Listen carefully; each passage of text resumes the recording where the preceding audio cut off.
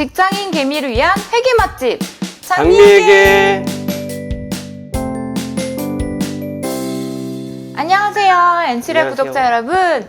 저희가 오늘 조금 약간 어색한 복장으로 등장을 했는데, 저희가 생애 주기의 어떤 특정 시점을 표현하기 위해서 이렇게 입어봤는데요. 네. 저는 약간 성장하고 있는 사람, 그리고 그렇죠. 약간 안정기에 접어든 사람, 네. 이렇게 좀 표현을 해봤는데, 이렇게 사람 같은 경우에는 뭐 옷이나 얼굴이나 뭐 이런 걸 통해서 네. 아, 저 사람이 좀 어느 정도의 나이대구나 이런 게 가늠이 되잖아요. 근데 기업 같은 경우에는 뭘 네네. 보면 그런 걸 알 수가 있을까요? 그렇죠. 기업은 이제 현금이 어떻게 들어왔냐 안 들어왔냐 이런 걸 보면 알 수가 있는데, 그래서 오늘 같이 공부할 재무제표가 현금 흐름표예요. 사람하고 마찬가지로 기업도 어떤 성장 주기에 따라서 현금이 이렇게 흘러가는 모습이 달라요. 그래서 신생기업, 애기. 그리고 성장하는 기업, 그다음에 안정적인 기업, 그리고 쇠퇴하는 기업. 쇠퇴하는 네. 기업은 뭐 좀 마음이 아파서 네. 여기에는 참석하진 않았지만, 네. 어쨌든 이런 기업의 현금이 흘러가는 모습이 다르게 나타나기 때문에 이런 모습은 현금 흐름표라는 재무제표를 가지고 확인을 할 수가 있어요.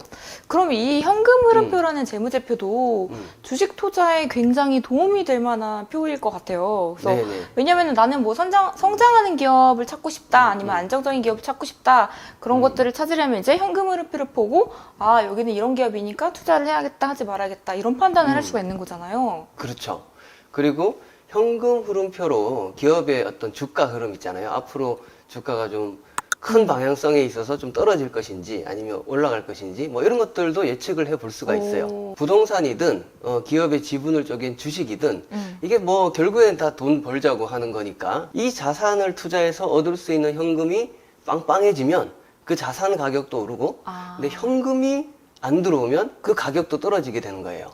그래서 현금 흐름하고 이 주가라는 거는 떼고 싶어도 뗄 수 없는 그런 관계다, 이렇게 얘기하죠. 그래서 현금 흐름표 하면은 뭔가 은행에 현금 넣어두는 통장? 뭐 그런 느낌이 드는데. 네. 손익계산서는 현금이 아직 들어오지 않더라도 물건을 네. 일단 거래처에 납품을 하면 매출이 생기잖아요. 맞아요. 그죠? 거래 시점 기준으로. 그래서 어떨 경우에는 좀 나쁜 마음을 먹은 기업은 해외에 뭐 내 거래처가 있다, 뭐 네. 유령 거래처를 만들어 가지고 물건을 이렇게 넘겼다고 속이고, 네. 그래서 매출액을 뻥튀기 하고 뭐 그런 경우도 있어요. 뭐 허위 매출, 가공 매출, 뭐 이런 분식 회계가 이제 종종 일어나는데, 예전에 모뉴엘 같은 기업이 그런 대표적인 사례인데, 근데 현금 흐름표는 이렇게 속일 수가 없어요. 그 분식회계 하는 게 저는 어렸을 때는 네네. 막 교보 입고 먹는 분식 떡볶이 같은 거 생각을 네네. 했었는데, 그게 한자가 그 가루분에 꾸미시, 그렇죠. 그러니까 약간 이렇게 파우더 처리를 한다, 네네네. 화장을 한다, 이런 모습인 거잖아요. 네네네. 근데 기업이 만약에 실적에도 이렇게 화장을 해가지고 좀 예뻐 보이거나 이렇게 또 할 수 있지만, 현금으로 네. 보는 그런 이런 메이크업을 못 한다는 점, 그렇죠. 그런 점에서 기업의 약간 민낯을 보여줄 수 있는, 그래서 이 기업이 더 뭐 나이대를 더 가늠하기가 쉬울 것 같아요. 그럼 이제 현금 흐름표가 어떻게 생겼는지 한번 볼 텐데, 제가 질문을 하나 해볼게요.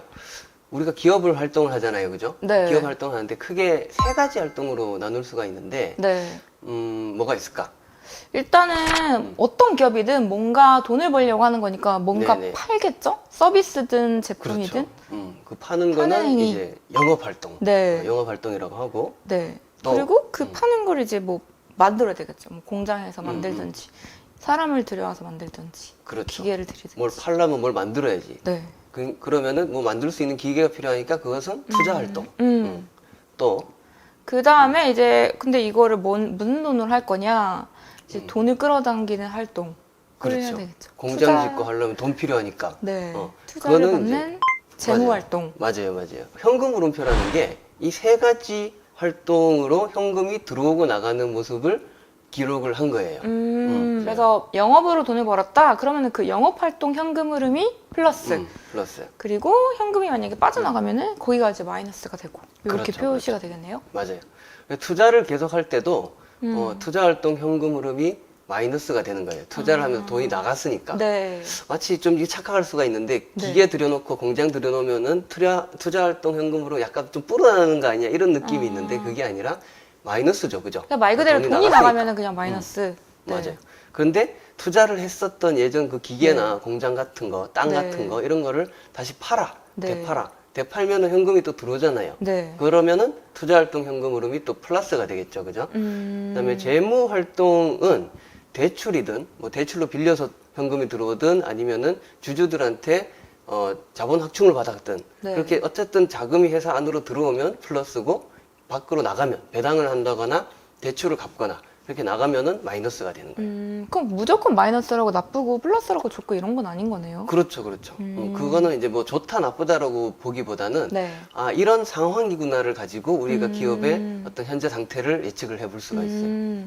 그러면 이제 이런 세 가지를 종합을 해서 현금 흐름표를 보고 기업이 어떤 상태인지 좀 알 수 있겠다라는 말이 좀 감이 잡히는 것 같아요. 신생기업 그 스타트업 딱지를 떼고 이제 안정적인 궤도로 이제 올랐어. 이 네. 회사가 요 놈이 이제 이렇게 된 거야. 네. 그러면 회사 현금 흐름표는 어떤 모습일까요? 그럼 일을 해서 돈을 잘 버니까 영업 활동이 플러스. 네. 그리고 이런 사람들은 뭐 승진을 한다거나 아니면은 좀 더 연봉을 뭐 많이 주는. 올려서 좋은 데로 이직을 한다거나 아니면은 뭐 대학원을 가거나 자격증을 따거나 이런 식으로 하니까 투자 활동은 뭐 마이너스. 그렇죠. 계속 돈을 쓰겠죠. 그리고 부모님한테 그동안 받았던 게 있기 때문에 이제 용돈을 드려야 되고 그렇죠. 드려야 되고. 또 만약에 뭐 주담대를 땡겼어 그러면 대출도 갚아야 되고 그렇죠. 이러니까 재무 활동은 마이너스 뭐 이런 네, 모습이 맞아요. 되겠네요. 정확히 그런 패턴을 보이는 회사가 네. 그 삼성전자 현금 흐름표 보면은 딱 그래요. 그래서 영업 활동으로 돈 번 걸 가지고 네. 투자하는 데 나가고 재무 활동 이제 대출 갚는 데 쭉 나가고 돈이 막 흘러내리는 거지. 네. 네네. 근데 투자는 안 하고 오히려 기존에 가진 설비를 오히려 팔아서 그래서 투자활동 현금 흐름이 플러스가 돼. 네. 원래는 투자해서 마이너스 되는 게 안정적인 회사인데 네. 그리고 재무활동으로는 돈을 갚지를 않고 계속 빌리거나 아니면 투자를 받고 있어. 네. 이런 회사는 뭐 하려는 회사일까요? 그거는 이제 마치 예전에 돈을 잘 버는 직장인이 투자했던 집을 판다거나 네. 아니면 기계를 들여와서 뭘 만들었는데 이제 그 기계를 판다는 거는 이제 뭔가를 끝내려고 하는. 그치, 뭐 현금을 이렇게 보충하려고 하는 거잖아요, 네. 그죠? 그래서 기존 집을 정리하고 새 집으로 네. 가려는 사람처럼 네. 기업이 새로운 사업에 진출을 한다거나 다른 회사를 인수합병해가지고 업종을 좀 이렇게 바꿔볼까 하는 네. 기업의 현금 흐름 패턴이 이렇게 나타나요. 이렇게 이런 패턴을 보고 이제 뭘 하려고 하는지 이런 것들을 알 수 있다는 게 되게 신기한 것 같아요. 그렇죠, 그렇죠. 네. 근데 그러면 이제 회사가 사업이 잘 안 돼. 장사를 접을 것 같아. 네. 이런 거는 현금 흐름에서 어떻게 볼 수가 네. 있을까요? 구조조정되는 기업의 현금 흐름표를 보면 뭐 이런 모습이 잘 나타나는데 자, 사업이 잘 안 돼. 그러니까 영업활동 현금 흐름은 마이너스겠죠, 그죠? 네. 그런데 기존의 빚은 또 계속 갚아야 되잖아. 공장 팔아야 되고 땅 팔고 기계 팔고 뭐 계열사 지분도 팔고 뭐 이렇게 투자 활동했던 거 다 팔아야 되잖아요, 그죠? 네. 그러니까 이런 회사는 투자 활동 현금 흐름은 또 플러스야. 네, 그런 돈으로 부도는 나면 안 되니까 그래서 네. 열심히 빚을 갚고 있을 테니까 재무 활동 현금 흐름은 또 마이너스예요. 네, 이게 바로 그 쇠퇴 기업의 전형적인 패턴이고 그러면 이대로 죽을 순 없다. 발버둥 치는 기업. 이렇게 볼 수가 있는 거예요.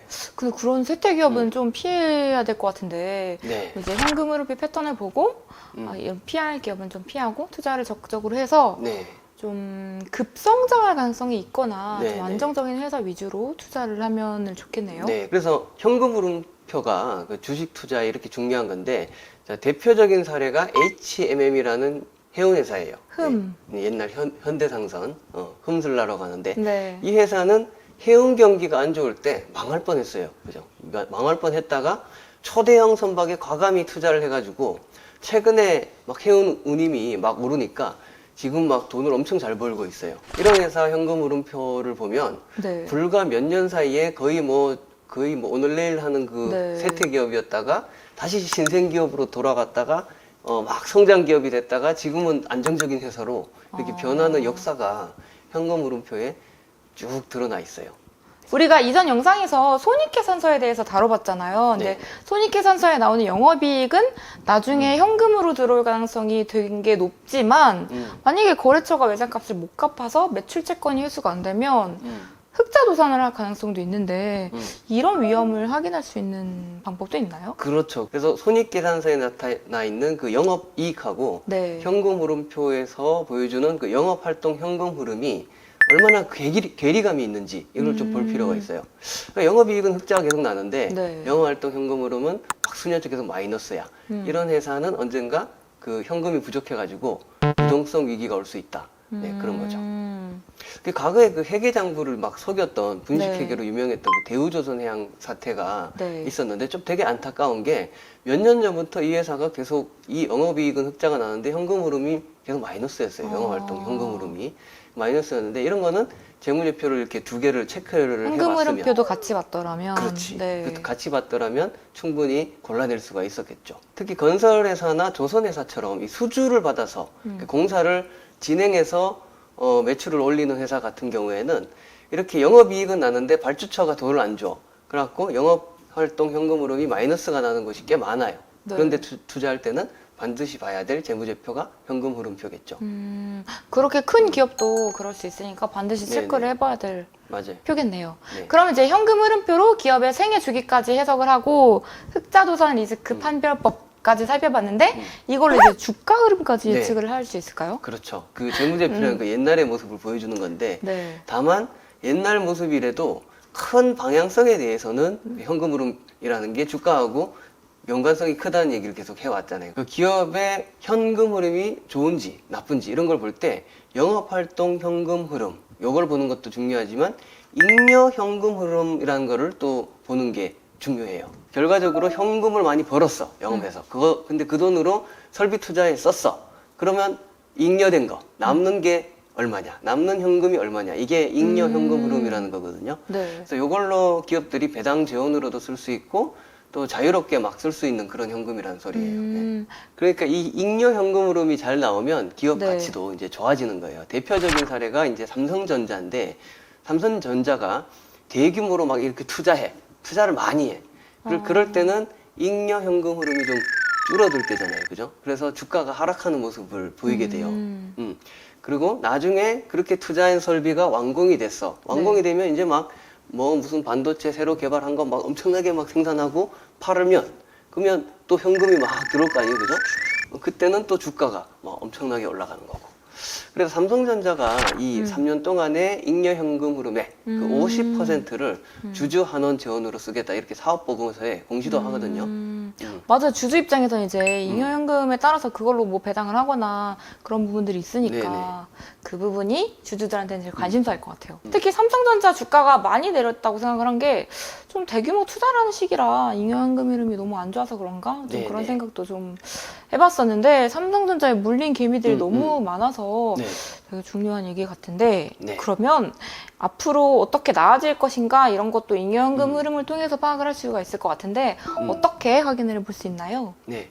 그러니까 우리가 이 기업의 재무제표를 보면서 자본적 지출이 얼마나 나갔는지 이런 거를 직접 알아보기에는 힘들어요. 네. 직접 계산해 보기는 힘든데 그래서 그럴 때 쓰는 게 우리가 또 검색이라는 거잖아요. 그죠? 그래서 뭐 구글이나 뭐 네이버라든가 뭐 이런 포털 사이트를 통해 가지고 네. 무슨 내가 궁금한 기업의 잉여 현금 흐름 혹은 FCF 뭐의 약자예요? 프리 캐시 플로우라고 하는 거거든요. Free?